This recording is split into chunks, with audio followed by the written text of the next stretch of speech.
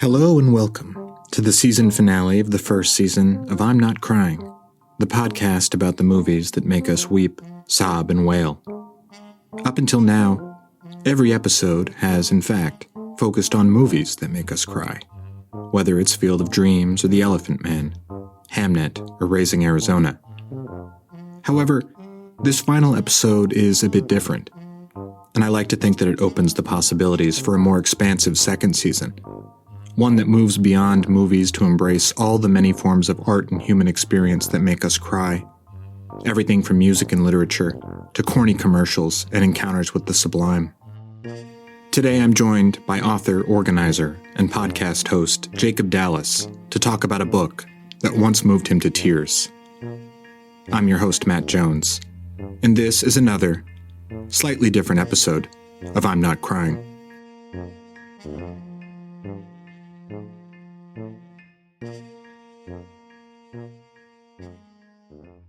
All right, today I'm here with Jacob from Workers Lit. How you doing, Jacob? You know, the world's crazy, but I'm doing okay. Ready to talk about some stuff that makes me feel things for sure. Good. I'm very into that. And I wanted to mention before we got started, you have your own podcast, right? Oh yeah, we got Workers Lit. It's a podcast. The podcast about fighting for the narrative.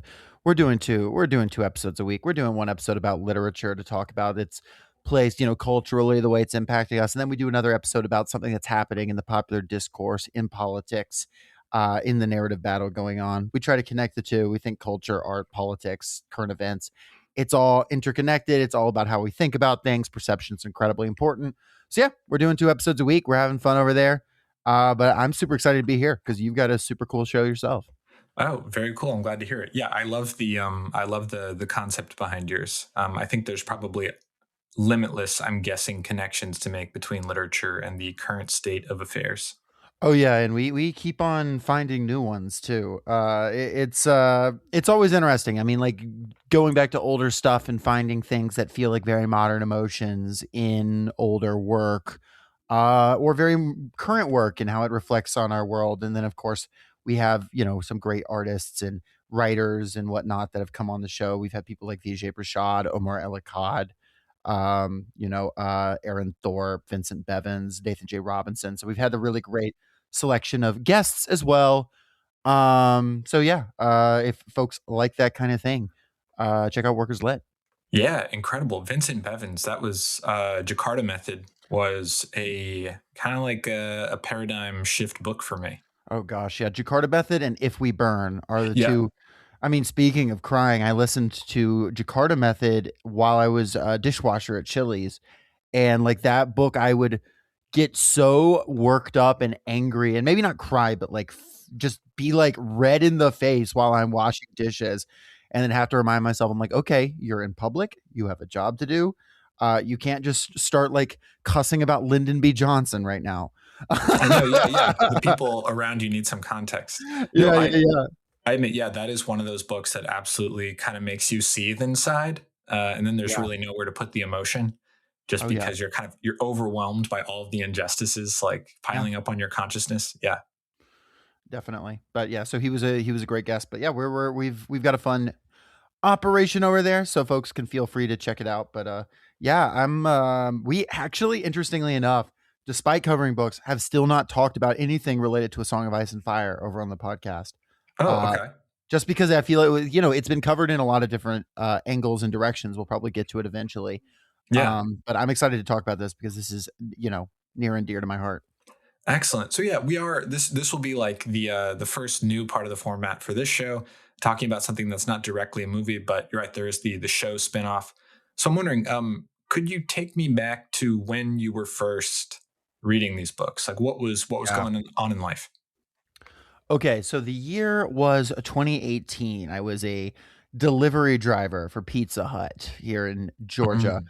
Summer job between college and delivery driver, spending a lot of time in the car. I'm listening to audiobooks, podcasts too, but mostly audiobooks. And I start listening through A Song of Ice and Fire, which those all Game of Thrones, Clash of Kings, Storm of Swords, all of those. very long books, very long audiobooks, but read by just the incredible Roy Dotrice. Just his voice is really one of the best voice actors I've ever heard. He does distinct voices for the most minor characters, and trust me, these books have minor characters. Which are your favorite voices that you do? Can you give us a little taster of them? There was a very gentle character that I liked. He talked right like that, and he was extremely old and very, very sensitive and extremely sweet man. I quite liked him. I've forgotten his name now, but there are so many.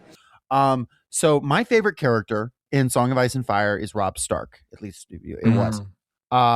Which is not an often choice, but there was something I related to about this. I mean, you know, I'm an oldest kid, all that, about this oldest son who his father has died and he has been inherited something he's completely not ready for. And he's being thrown into a situation and he's actually super competent at it.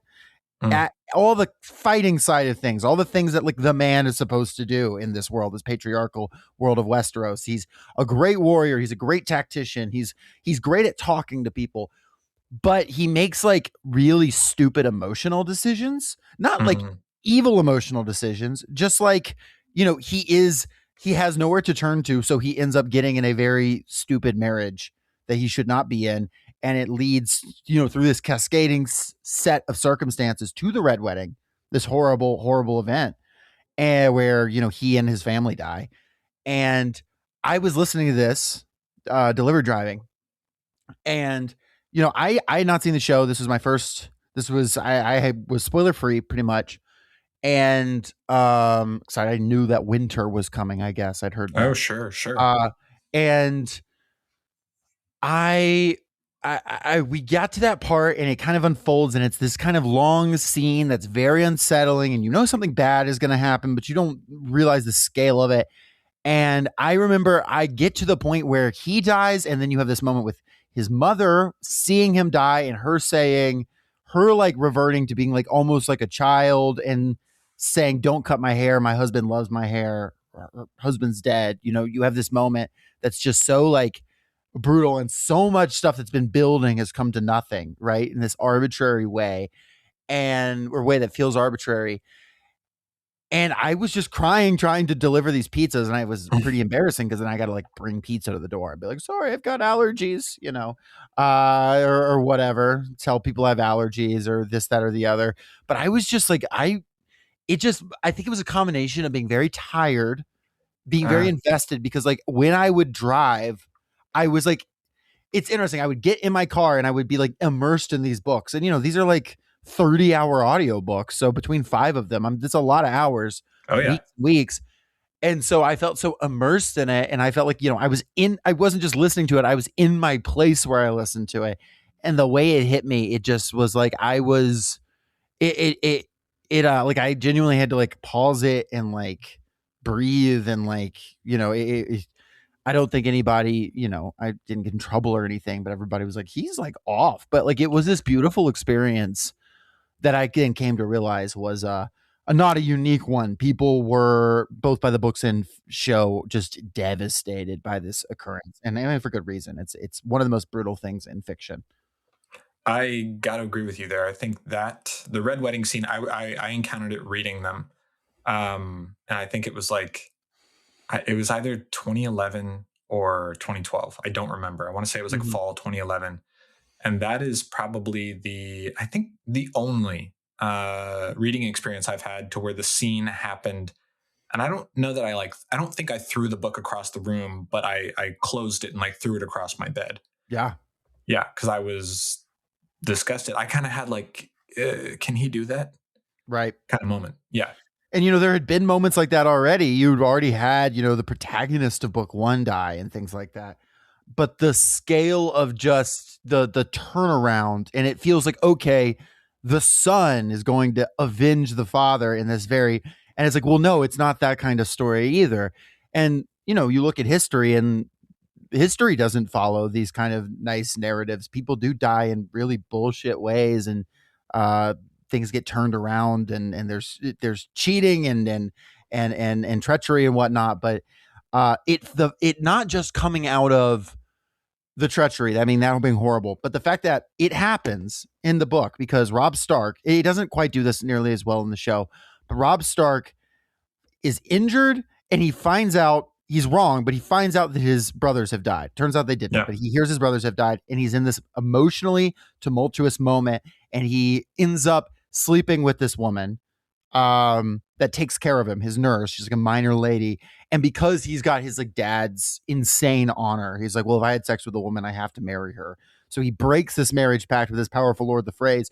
So it's through this completely understandable decision that this teenage boy that's been forced to be a man makes. It's a stupid decision, but it's completely understandable how it happens, that all of this happens, and this just cascading devastation happens. So this intersection of the political and the personal as well is just really it makes the entire thing effective. And of course, the drama of the music and the building, and the Jaime Lannister sends his regards, and his sister is just about to get to him. She's been trying to get to them for like a book, and she sees it all happen from the outside, and then his wolf gets murdered. It's just it's a lot. It's the Red Wedding. Yeah. Mm-hmm. So I'm thinking, so you're working a summer job for Pizza Hut, and these are, like you said, they're really, really extensive audiobooks. How many are you churning through over the course of this summer work? I listened to, I'm going to say, because it was a summer job, but then I kind of continued doing it at college as well. I would say I went through a period where I definitely listened to all of them. I listened to all of them audiobook form, and I listened to the Dunk and Egg books. So or novellas. So I listened to, probably 300 hours of Westeros content or something over the course of like 4 months or something like that. I would say maybe 200 hours. Were you dreaming about Westeros at all at that point? Oh, 100%, because it was like in my head,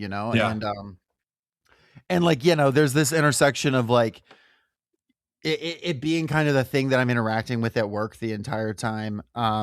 And then, I'm texting with my friend about it because she's getting into it at the exact same time. So we're like going back and forth about it and stuff like that.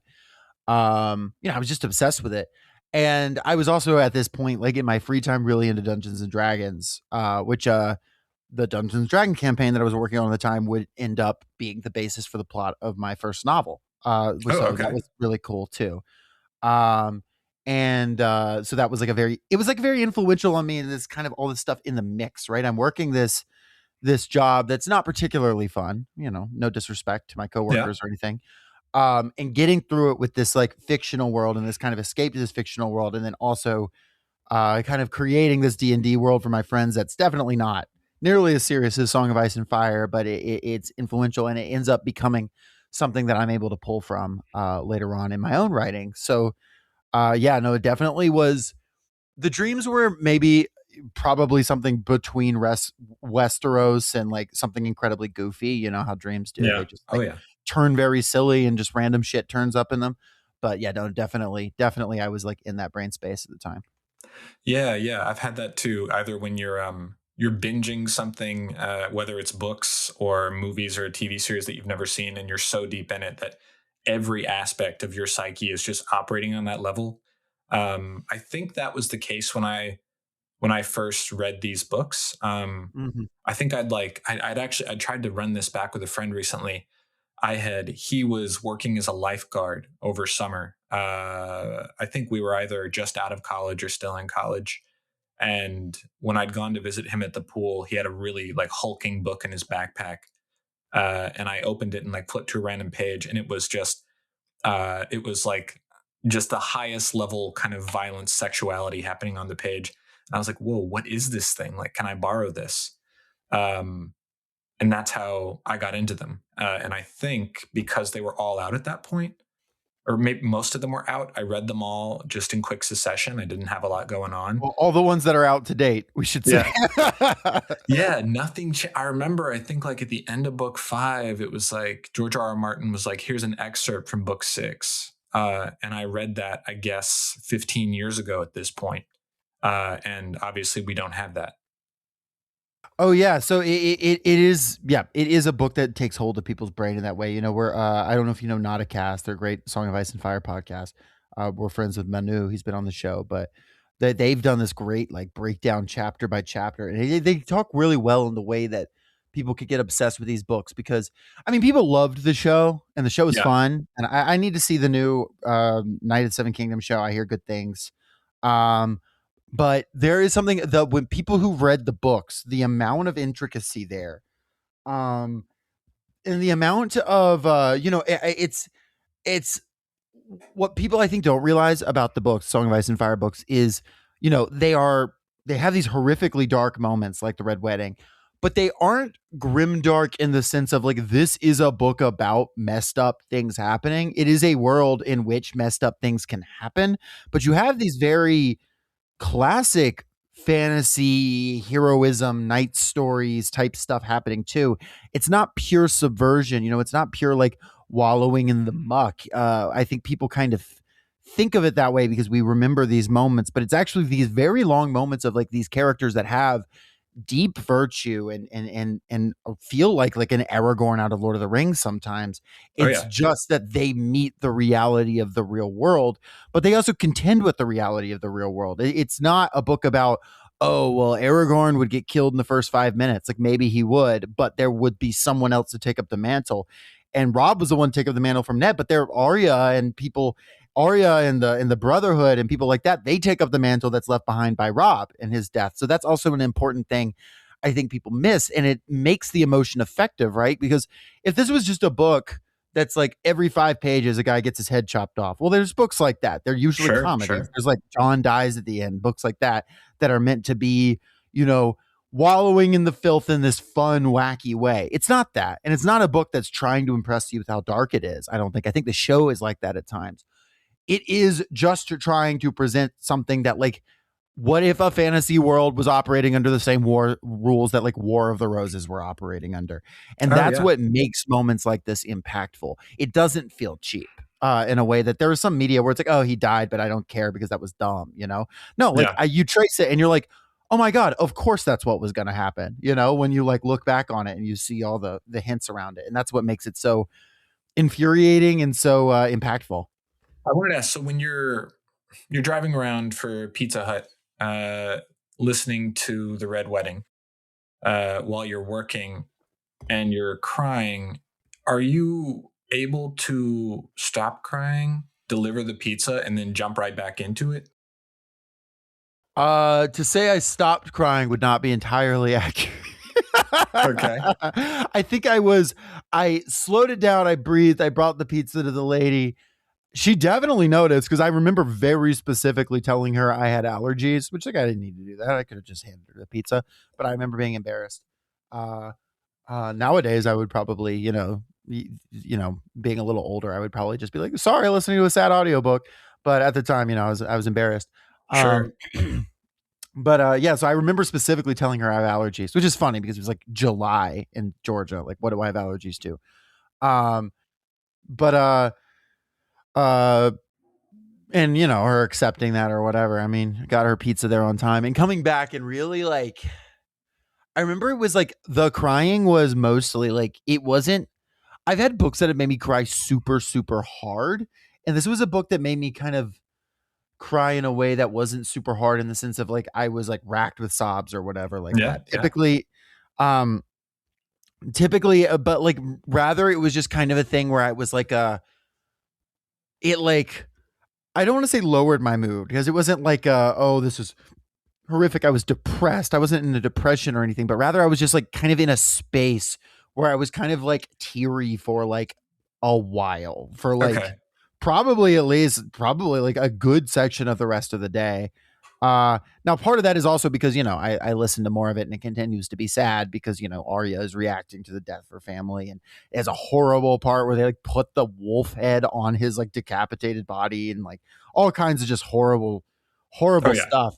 But I definitely like, it was kind of like at the level of misty eyed for a while afterwards, which to me is like, when I cry hard at a book, typically it is, I am in a very emotional place. Something gets me. I cry for like a minute and then like I'm back at it and I'm good. This impacted me in a different way where I was like, at this level of misty and feeling something and like sitting in it for several hours and really like could like recall that feeling for like some time. And when I watched it in the show, because I eventually watched the show, I felt that exact same way. I think, you know, I think the show's pretty good. I'm not one of those people that's like too pedantic about it. I have pretty tepid opinions on it. The last couple seasons aren't great. Most of the show's fine. But it was not because of the show that I felt that way. It was because of the experience I'd had with the books and these characters. Though my understanding is people who just watched the show really did have that pretty same connection to it. I watched the show for the first time with some friends who had not seen it at all. And I have a friend I'll never forget how I mean it was almost funny, right? Because of the way he reacted. Like we were late at night, we were at our college dorm and he was just like, this is bullshit. Like he was just mad, you know, he's like a football guy and he's like just stomping back and forth. And he's like, I was like, I could swear, I think he said like, we got to do something about this. Like that was like the level of energy was out. Like somebody, where is this Martin fella? You know, somebody do something. Yeah. Who's going to answer for this? The answer is the phrase. They're going to answer for this. Oh yeah. But they haven't yet in the books though. That's the interesting thing. They did in the show. The books, Martin doesn't finish the books. The phrase will just get away with it, I guess. I think they might. I think they might pull it off. I'm of the opinion, this is the Jacob take of the day, that because he has 2 books left to finish in this series. I think it's very possible we get Winds of Winter. I think the idea that we get Dream of Spring is probably insane. Like I don't see that happening. I can see he probably has enough pages of Winds of Winter written for them to publish something. You know what I mean? Like that said, Dream of Spring, no way. I think, my brain is pretty poisoned in this sense, but I'm already imagining whether or not those exist as like bets on Kalshi or Polymarket. I don't know if it's Kalshi or Polymarket, but I saw online the other day that there are betting markets on it. Oh, wow. I used to, you know, I definitely have that like brain thing where every now and then I'll check like what's HarperCollins release dates over the next year. Do they have any unannounced books that have large slots? I wonder, you know, but who knows? We'll see. He's like enjoying writing like Elden Ring or whatever too. So no resentment for the guy, except I don't like how he talked to about some of the writing staffs that worked on some of his shows, but you know, old crotchety man, whatever. That said, I just want to put it out there. As someone with a full-time job, a podcast, and who writes, if anyone wants to pay me Martin money to write, I will get the books done. Oh, sure. Yeah. I think that's fair. I know. I think they were so big. I totally get the idea of being like, well, now I don't have that pressure actually to work full bar on them.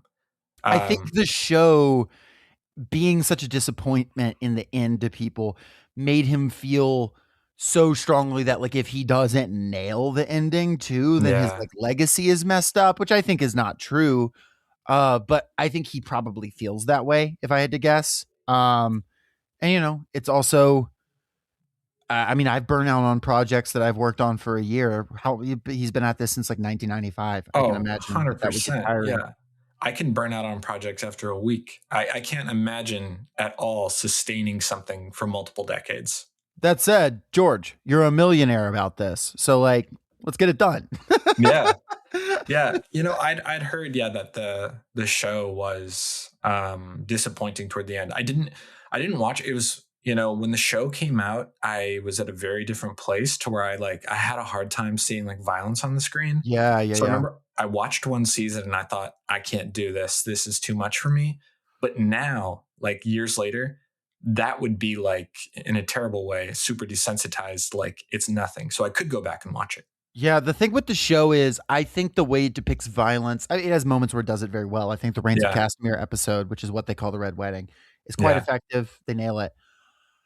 My gosh, the way Roose Bolton delivers the Lannisters send their regards. It's so good. But they have their moments, especially in the show. There are moments of violence in the show, especially against women, don't land the same way they do in the books. I think the books understood, for all Martin's errors, understand like the kind of horror of the violence in which in the show there are moments where it's very sensationalized to the point where it's almost like, okay, at what point were you like excited about this, right? There are levels, you know what I mean? That's not in the Red Wedding though. I will say the Red Wedding season finale, I believe, of episode season 3, or maybe it's the second to last episode of season 3. Just they really do nail it top to bottom. Yeah. They make it all work incredibly well. You have Arya kind of watching from the outside, so you see this fighting outside. You see the wolf get hit with a bunch of arrows. You know, you have this tonal shift that moves so fast. You have the episode end on Catelyn getting her throat cut, which is of course a direct connection to the book since it's told from Catelyn's perspective in the book. And you have this moment in the book and show that's so effective that I haven't mentioned yet is Catelyn is somebody that she's a hardcore woman, don't get me wrong, but she's not a vicious person. She's not a hateful person. She's not a person that relishes violence. And yet her very last act is to kill this defenseless, disabled person who is related to the phrase. And you completely understand why she does it when you're reading it from her perspective. She's delirious. She's injured. She sees just like this like kid who's related to the phrase. And she's like, maybe I can bargain with it. But like, there's no actual reason to think you can bargain with him. Like the kid is like nicknamed Jingle Bells or something like that. And she ends up, she ends up both in show and book, like just stabbing this part, like just like her last act is to do that. Like this person who has lived a very noble, very respectable life, a person who just about multiple times like threaded the needle to like stop this stuff. If there was anybody who was going to, it was her. And that fact too of that last act of violence, which I think is interesting in the books, Catelyn comes back as sort of a revenant, right? She comes back as like sort of a hungry ghost from like Buddhist mythology, right? Which we've seen fleshed out almost none because it was going to be a big thing in Winds of Winter. But there is also that like lingering, you know, look about it representationally, that lingering effect of that last act of violence and that last act of hatred, that you've lived a life of honor, but that last act being so vicious and so horrible. And then you understand, okay, the Freys are able to murder innocent people. Our guys just killed somebody, just killed some kid though. Like, you know what I mean? And you sort of see how this cycle happens, which, you know, Martin has never been subtle. He's a pretty anti-war guy. So, you know, and it really puts you in it. I mean, heck, Dance of Dragons has an entire tacked on plot line that's basically Martin's commentary on like the war on terror. And it doesn't work unless you know that it's what it's about. Interesting. Yeah, that whole like section with like the kid who comes from Dorne to like look for Daenerys. It's like kind of like what the hell is this? And you realize it's Martin basically being like, I got to talk about this shit, and it's the only way he could is from the level of like the sellsword, basically. Oh, it doesn't make for ideal, in my opinion. It doesn't make for ideal writing. It tires those sections are kind of tiresome, but when you understand what he's doing, he's trying to make that point. But I think he makes the point even more effectively here with someone like Catelyn being able to do something brutal in this moment, and someone like the Hound, this vicious, you know, murderer without honor. He says he won't become a knight because he hates the concept of knights and honor. You know, for his own good, but still saving Arya and fighting off these vicious Freys and becoming the hero in this moment.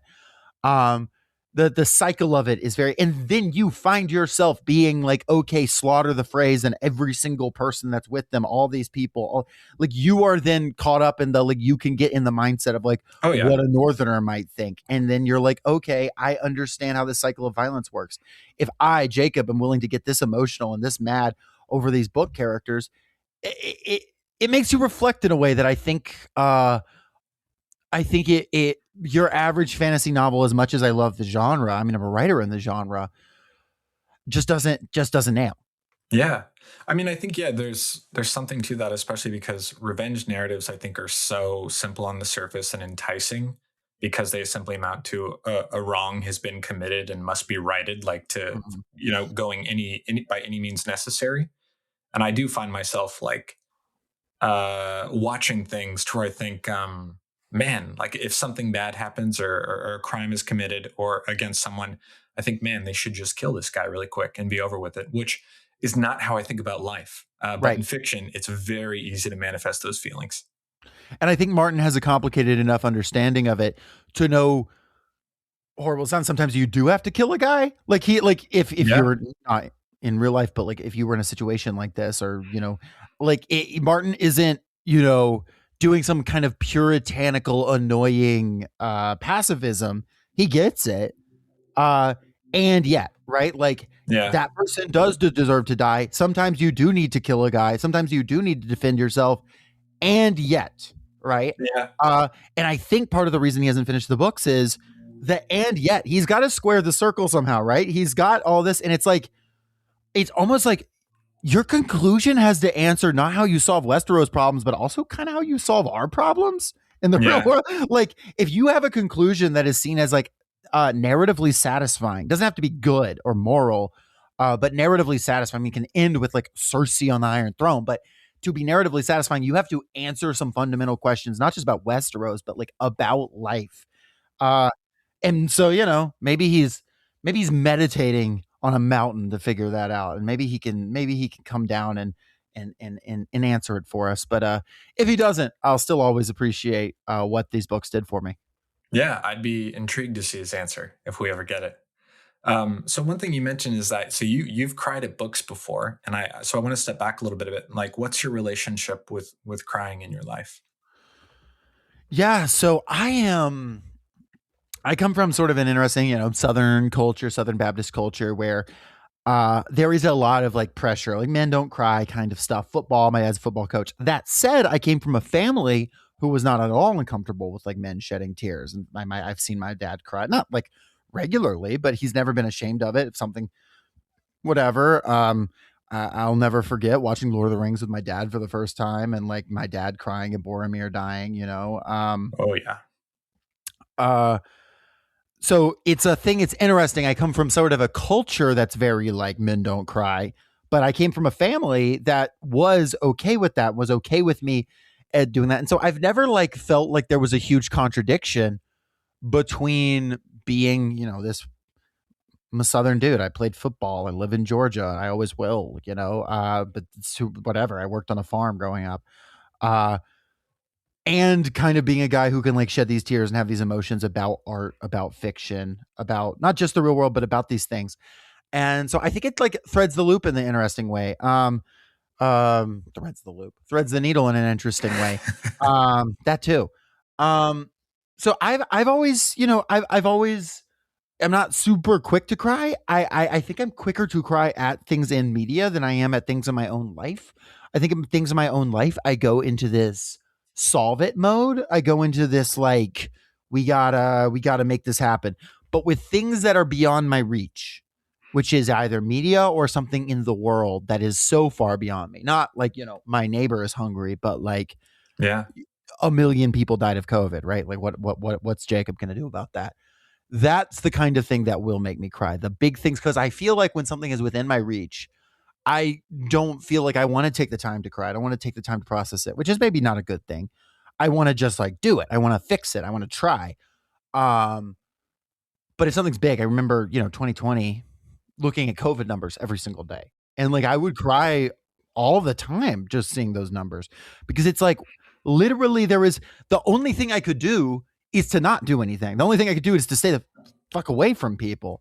It's all right that I cuss. I'm sorry. I should have. Oh asked. yeah. 100%. Is to stay fuck away from people.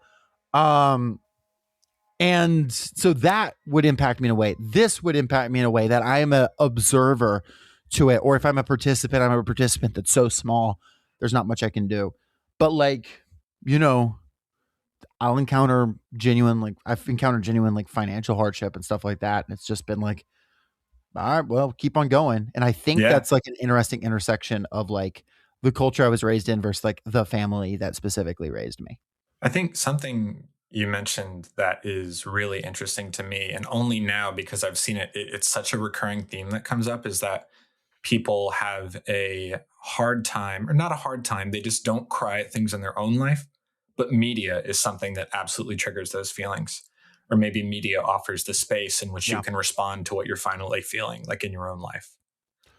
Which is something I can very much relate to. I feel like I'm not a big crier at stuff in my own life. If I get frustrated or sad, especially with things like COVID, I feel that general kind of numbness. Yeah. But when it comes to movies or occasionally books for me, music, then the waterworks can definitely start. Yeah.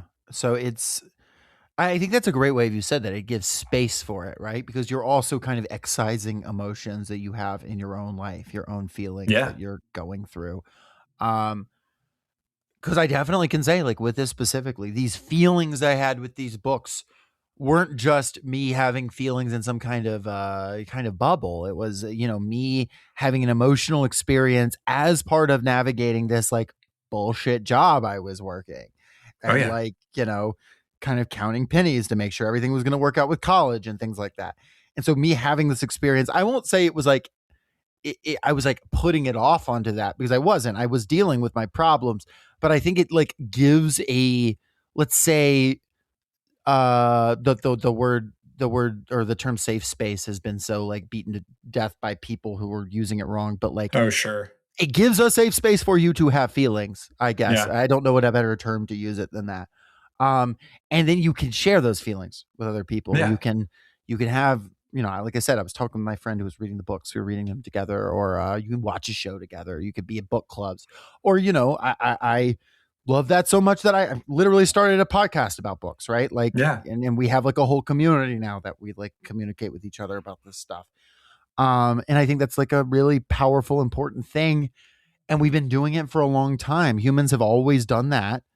And we've done it in different forms, right? We've, you look at people. I often think, and people can disagree with me if they want. So much of like religious ritual, even throughout history, is like giving humans a space to like cry and feel together. Like Yeah, so yeah. much of that is for people to just experience those emotions and like have a place to do it and have a way to explain it away and to do it in fellowship with other people. And that can turn in like toxic in a lot of ways, what we all know about. But like, I think that is a thing we've done. And not to say like going to the bar and watching heated rivalry is the same as like being in a monastery, but like there is, I think, a similar human impulse to wanting to experience media together and feel a range of emotions together. Yeah. That we've been doing for a really long time, and we've called it different things, but we've always done it in every record of every society we have. Yeah. I 100% agree. And that's something I've been thinking about a lot. There was I don't know if you heard, there was a documentarian who died recently, Frederick Weissman. Yeah. Yeah. And I hadn't seen any of his movies, but then sometimes that's what happens. I hear about someone and I think, okay, I'll check them out. So I've been watching them, and he has a documentary called Essene that was filmed at a monastery in Michigan in the 70s. And he also has one called Aspen, to where you very briefly spend time at a monastery in Colorado.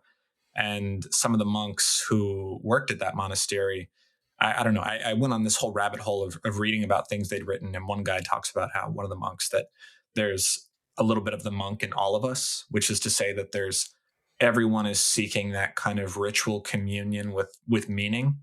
And it's obviously at the forefront with choosing a monastic lifestyle, and like, okay, you're trying to commune with God, but very much the same way in art, that kind of constant search for interpretation and in turn meaning with something. Yeah. And I think it's why people form communities around art too, right? Because you can experience a book by yourself, and I often do. Yeah. But there is one, if you're experiencing a book, it has been written by at least one other person. So you are interfacing with another person, at least indirectly. But there is a reason people want to talk about it and communicate about it. And it's not just, I think, because you want to like yap about a thing to your friends, which is fun, but like you want to kind of have that feeling and reciprocity and to create something new. Like I said, I was playing a Dungeons and Dragons game at the time, writing a plot that then later on will turn into a novel that I wrote. And so like, it's also interesting how the the art that you're experiencing, the feelings you have that are in these groups can then turn into something new that you've reinterpreted and you've told something new. And I mean, it passes on and on. And that's not a process that's the cycle that starts with Martin. Martin's pulling from these older myths, and those myths are pulling from older things. And it's all very, you can get very woo woo with it, but it's all very interconnected and it's all very literal. You don't have to have some kind of metaphysical explanation for it. It's just a thing that humans are experiencing together and that we're sharing. And it's a thing we do. It's a product of being a social species with our level of development. I saw a meme the other day that was funny. It was like an ape, and it was like, God, will you give me a enlarged prefrontal cortex? And he was like, so you could do pattern recognition and find berries more easily. And he's like, oh yes, of course. And then it was like reading fan fiction time. Once he's gotten the large prefrontal cortex, or you could edit in any number of things into there that just something stupid that we care about. You can go to a bar and watch Heated Rivalry after exactly that. Heated Rivalry. Oh yeah, super into the community of it. I'm definitely with you. And I'm also curious because you mentioned like, okay, so crying at the Red Wedding in these books was a different kind of cry. You're kind of at a low boil, misty eye, doesn't go away. But you also mentioned crying in a number of other books. So I'm curious, what are some of those? So it always depends on time in life too, right? Because sometimes it's just like, there's something extreme happening in my life and it puts it off. Like in 2020, I was crying at like everything I read. But The Book Thief really did it to me. That's a book that really impacted me really severely when I read that in high school. I haven't read it since, but I remember that book being something that I had a similar sort of interaction with, this sort of personification of death, observing people dying in World War II. Nonfiction books have done it to me numerous times when I'm reading about the actual plights of people that I, of course, can't help. We referred to Jakarta Method, which is not a book I cried at, but it's a book that I got very angry at.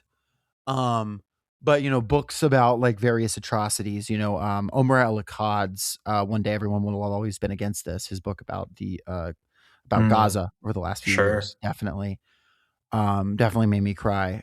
Poetry has done it to me on occasion. I'm someone who's on the record saying 99.9% of poetry is terrible and 0.01% of it is my favorite thing in the world. That's how I feel about it. I get that. I would say to write a really extraordinary poem, or I guess to come across a really extraordinary poem, is exceedingly rare. Yes. And I think it's one of those things where I often find myself thinking I could not do this, but there is a lot of poetry out there. I was in the sort of Atlanta slam poetry scene for a little while, and it like burnt me out on poetry because I love to tell this story, but I can tell you exactly the reason I left the slam poetry scene. I was getting tired of it anyway because it was all just kind of a lot of people up their own ass, including me at the time. By the way, to be clear, I'm not immune from this. I was writing slam poetry for God's sake, but someone said the line, "I'm a psychopath walking down the psychopath." And for some reason I was like, I can't be here anymore. That was the moment I was like, what am I doing here? I don't know why, but it was just that line that did it to me.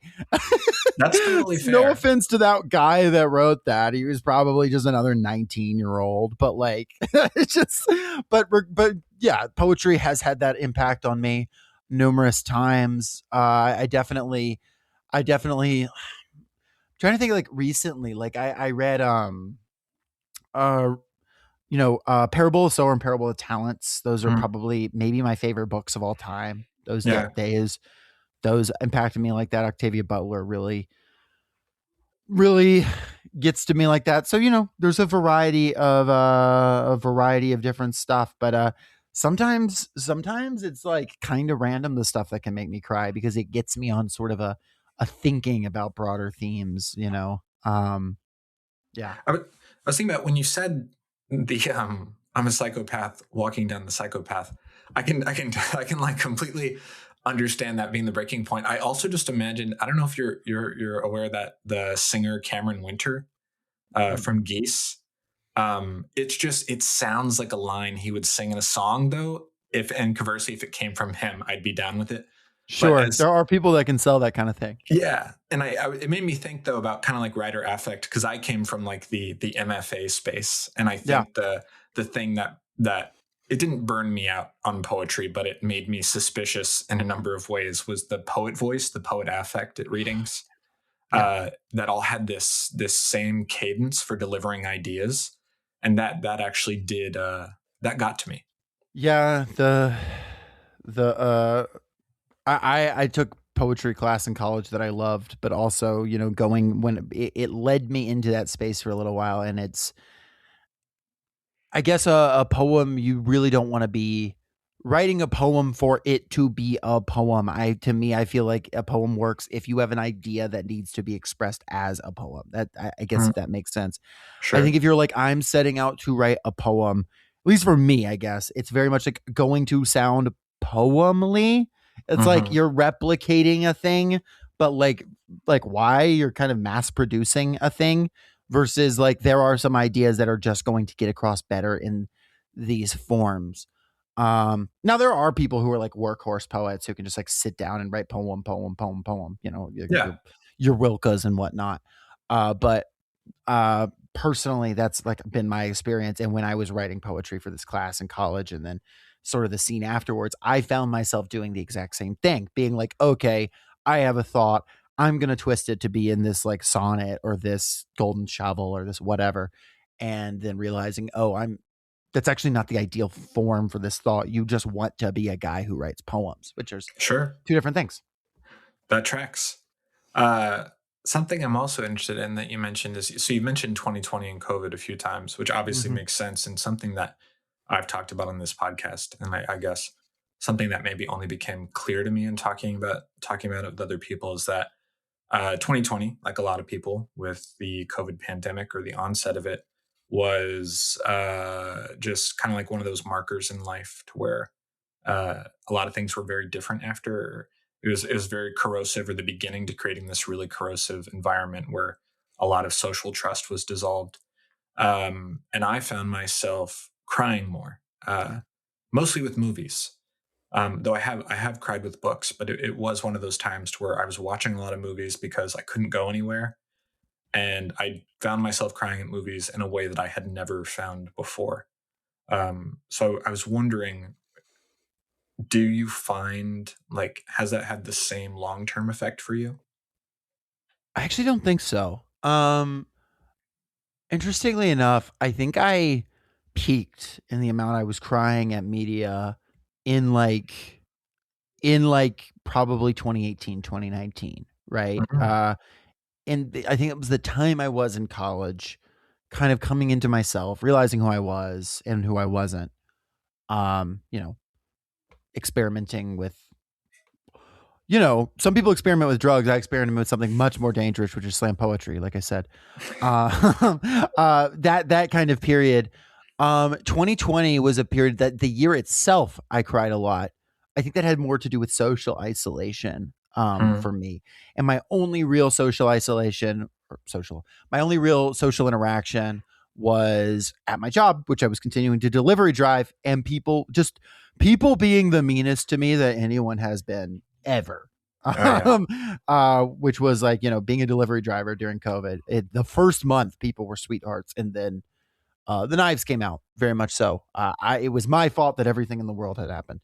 That's it. I think since then, and I don't think it's because of like hardened or anything. I just think it's like kind of an age thing. I think I'm in a less emotional part of my life. In the same way, like, I mean, I definitely feel a lot of emotions. I feel a lot of things, but I think the way I regulate it is different just as I've gotten older. And I like to imagine that it's not going to be like a fluid. I like to imagine that it's going to be a fluid thing. I think that it's very possible that I come to another period where I am crying more or whatever. But I certainly do. If the thing hits just right, it'll do it. Though I find myself happy crying more often now too as I get older. Okay. Like when my niece was born, things like that. So that's an interesting thing that I don't think I ever used to do. So that's also another interesting little development.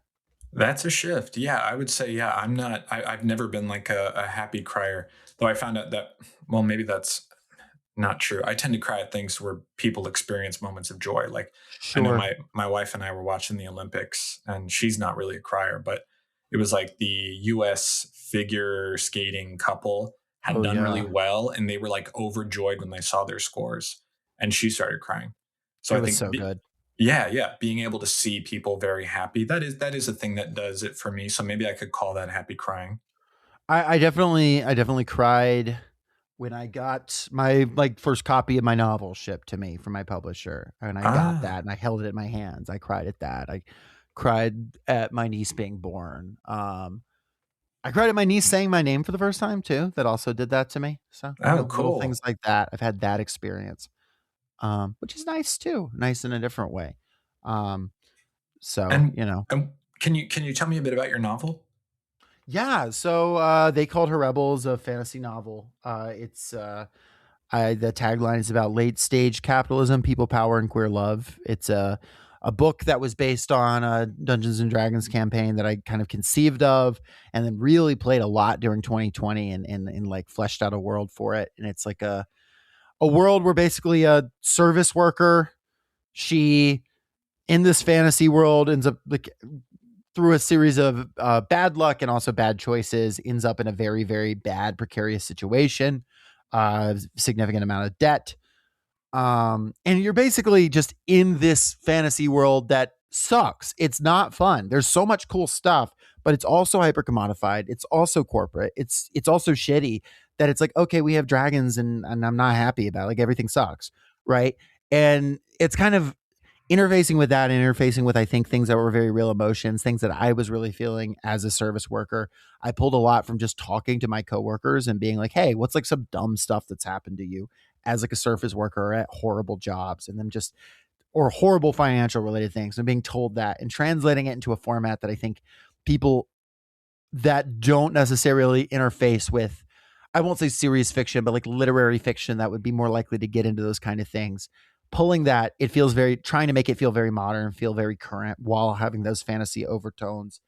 And still doing fun fantasy stuff, putting in stuff that I think kicks ass, putting in a dwarf that has a shotgun that shoots spells. I think that's Sure. fun. You Yeah. know, but also engaging with that stuff and engaging with sort of modern social problems and economic problems and things like that. Um, and shockingly enough, I don't think I cried at all writing that book, which is interesting because that was a deeply emotional process for me, but I did cry Yeah. getting it physically. I have Okay. Here we go. I, I have a physical copy right here. This is an oh, auditory excellent. medium, so Okay. that's not very useful for listeners, but I But do I've have seen one. it. It's real. Yeah.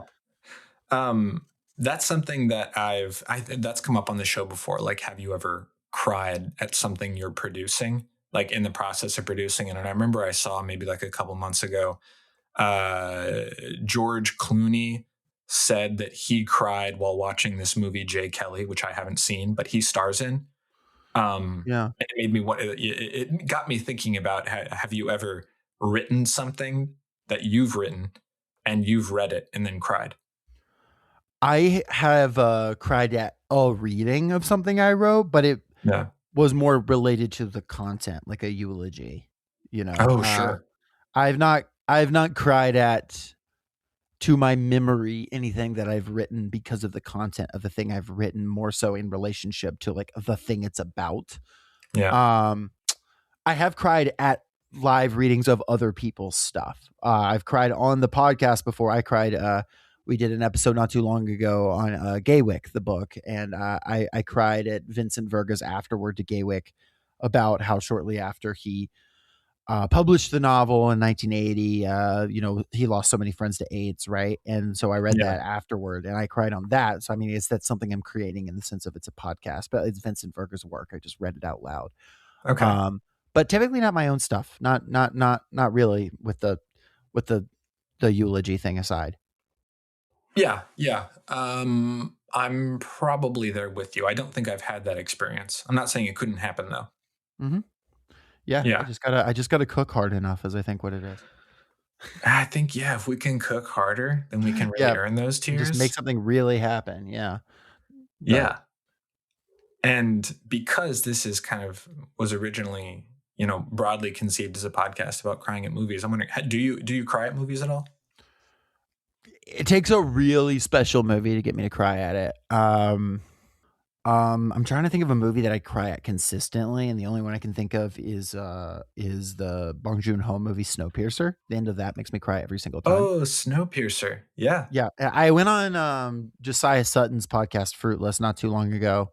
God, it was too long ago, wasn't it? It was like a year and a half ago. Time doesn't exist anymore. To talk about Snowpiercer, but that's a book that makes me cry because a movie that makes me cry because spoilers for the ending, but like the death and rebirth that occurs in it, I guess to be vague as I can for people who haven't seen it, because people should, triggers in me like kind of this feeling, that this more like societal feeling, being like these characters that I loved died, but also this possibility of something new coming out of the death. And that makes me feel something like on a broader thematic level, I guess. Interesting. So you mentioned that with Game of Thrones too, or at least the books. Yeah. This idea that people can die, but there will always be the ideas or values that they carry that other people can step into. And okay, yeah, kind of like the king is dead, long live the king, though not from a monarchy standpoint, but sure. Yeah, I guess in Robb Stark's case it is, but in Snowpiercer's case it's not. There's definitely been other movies that have made me cry, but typically, I can't to my memory though. I definitely have, but it's definitely been a really long time. Yeah. I'll tell you, the movie Secondhand Lions, very silly movie, but it made me tear up because I loved it with my dad as a kid, and we watched that. So like that connection. Oh man, Secondhand Lions. Does that have Robert Duvall in it? Or no? I think so, yeah. Okay, yeah, I remember Secondhand Lions. Yeah, the old men, and they're like, yeah, and it's a goofy movie, but it's like that, having that connection to my like being younger. There was also that that side of things, but yeah. Typically not crying at movies, but I'm also bad at watching movies, so that's I'm a bad source there. I typically I don't watch that much television or film, so I'm books are really, they're your medium. Books are my medium. I mean, I like video games quite a lot. But I'm mostly reading. I get pulled in occasionally though by a good show or a good movie. I always like it. You know what I mean? It's not like I don't like it. I just never start it. Somebody's got to cajole me. Yeah. Well, again, I'm sure you have a lot you could pull from, but what is a book that you would make a recommendation to listeners right now? And it could be to understand, broadly the world, or it could just be kind of a timeless treasure that you would like to recommend. Well, obviously the answer is Jacob Dallas's They Called Her Rebel, but just you should get it. It's my book. But sure. Jokes, a book that's not mine. Unselfishly, I mentioned it already, but I think Octavia Butler's Parable of the Sower and Parable of the Talents duology, which you really should just read them both back to back. It's essentially one long book. They work in concert. I think is so heartfelt. Just written in the 90s, and like people love to be like, oh, it predicted so much. Literally the line "Make America Great Again" is used in it as like the movement of this right wing, whatever. And like, yeah, okay, I that's true, but that's not really why I love it. I think it is so effective at getting to the heart of someone dealing with this young girl, Lauren Olamina, dealing with this world in collapse and structuring a new ideology to sort of go beyond it. This idea of like, we are in this world that cannot go anywhere. Everything is bad. Everything is cooked. Even if your life's not bad, even if your life's good, the inevitable trajectory of history is downward now. And her self-consciously developing a sort of religious, sort of political ideology to go beyond that. And the fact that like Octavia Butler, in writing that ideology, she's like pulling from like eco-socialist ideas. She's pulling from like dialectical materialist ideas. She's pulling from like Taoist ideas. She's pulling from Christian ideas, especially like Christian mysticism. And like, it works so well both as a piece of fiction, but also as like there's just so many quotes in there that like I remind myself of so much. Again, auditory medium. You could barely see it, but I've got like Octavia Butler on the wall behind me. Oh, okay. She's so inspiring. So I think both like as a thing for our time and also just like a thing of like thinking about dreaming of making something new. Because this girl in this Elora Olamina makes this ideology called Earthseed. And it's so good. So I if I could recommend people read any one book, I'll cheat and say 2 books: the Parable of the Sower and Parable of the Talents as a duology, but it's one long book basically.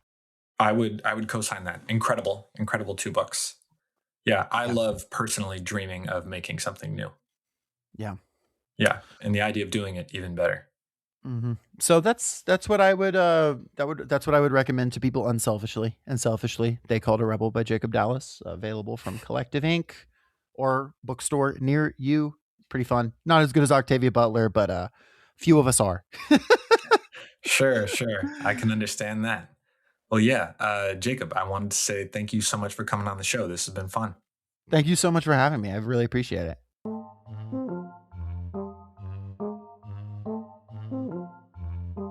I'm Not Crying is a production of Wildborough Studio. Thanks for tuning in. I hope you'll join us again for the next season.